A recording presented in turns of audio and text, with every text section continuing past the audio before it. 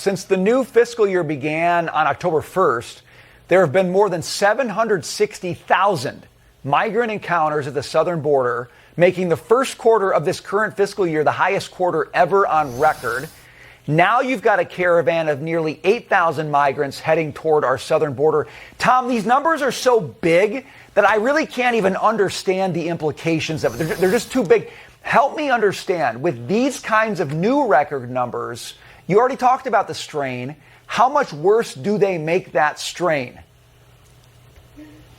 They make it a hell of a lot worse because there will be no Border Patrol agents on patrol.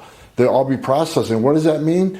That means more fentanyl coming across that kill thousands more Americans. That means more sex trafficking of women and children through an open border. It means known suspected terrorists see this border is very vulnerable. It's open. Again, the criminal cartels in Mexico have operational control of our southern border. Think about that for a moment. The strongest nation in the world no longer has operational control of our borders.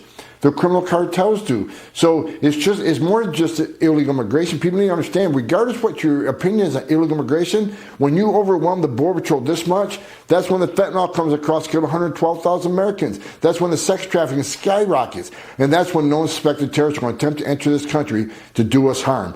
Why would a terrorist ask for a visa or a plane ticket, know he's going to go through a vetting procedure, when he can simply go to Mexico and pay a little bit extra money to be a getaway? We already got 1.8 million. We'll have more this year. Yeah, the cartels know exactly. I mean, they're running the game. They know how to play it. They know how to win it. So Mexico they're giving a sign they might crack down a little bit. They cleared a border camp amid growing pressure from the U.S. to limit crossings.